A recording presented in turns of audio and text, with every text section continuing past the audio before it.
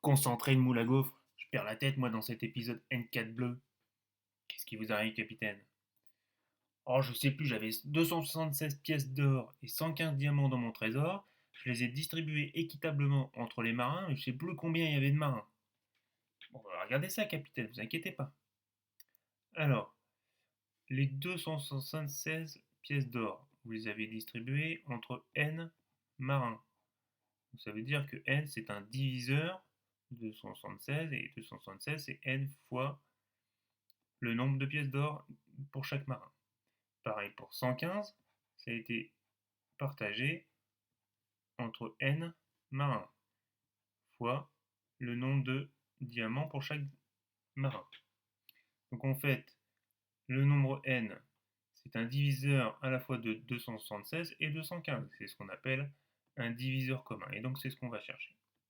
Alors pour faire ça, on pourrait lister la liste des diviseurs de 276 et de 115 et puis regarder les nombres qui ont en commun. On va voir une méthode un peu plus élégante et faire comme si on posait un peu une division avec une méthode un peu différente. Donc là, on va regarder en fait les, les diviseurs premiers de 276. Et on regarde toujours en commençant par le début. D'abord, 276 est divisible par 2 parce que c'est un nombre pair. Donc on inscrit ici 2. Et dans la colonne de gauche, on fait 276 divisé par 2. Ça fait 138. Et après, on recommence avec 138. Dès le début, on cherche les diviseurs premiers. Donc 138 est divisible par 2, d'après le chiffre des unités. Et 138 divisé par 2, ça fait 69. 69 n'est pas divisible par 2. Alors on continue. Est-ce que c'est divisible par 3?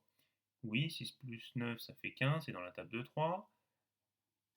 69 divisé par 3, ça fait 23. Et après, si on cherche un diviseur de 23, ben, c'est pas dans la table de 2, 3, 5, en fait c'est un nombre premier, donc il n'y a qu'un seul diviseur premier, c'est 23. Et quand on a comme ça les deux nombres à gauche et à droite qui sont les mêmes, et ben on arrête à ce moment-là.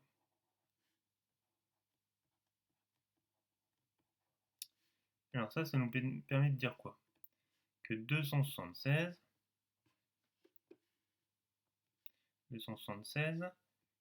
c'est 2 fois 138.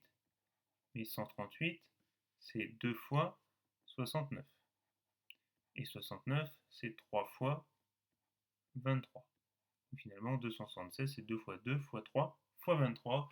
C'est ce qu'on appelle la décomposition en produits avec des facteurs qui sont tous des nombres premiers. Alors, il y a encore une troisième méthode encore plus rapide, c'est avec la calculatrice, parce qu'ici, il y a un bouton qui s'appelle décomp, comme décomposition. Donc, on tape d'abord 276. Pour avoir décomposition, il faut appuyer sur seconde décomposition et entrée. Il nous affiche 2 au carré fois 3 fois 23. C'est bien la même chose que 2 fois 2 fois 3 fois 23 écrit en abrégé. Donc s'il y a bien en fait une seule façon de décomposer en produit de facteurs premiers, même s'il y a deux écritures différentes. Et donc la propriété qu'on voit, c'est qu'un nombre premier supérieur ou égal à 2 admet une unique décomposition en produit de facteurs premiers. Par exemple, si je veux décomposer 12, alors je pourrais le décomposer comme un produit de 4 fois 3. Et là, attention, le 4, c'est pas un nombre premier. Donc c'est pas la décomposition en produit de facteurs premiers. Il faut que je décompose le 4 en 2 fois 2 fois 3. Et là, c'est tous des nombres premiers. Je peux l'écrire autrement, 2 au carré fois 3, mais c'est la même décomposition en décomposition avec que des facteurs premiers. Donc elle est unique cette décomposition. Si je reviens sur mon problème, si je décompose 115 cette fois-ci à la calculatrice, donc 115, je fais la décomposition, ça fait 5 fois 23. Donc 115, c'est 5 fois 23. Et je cherchais quoi?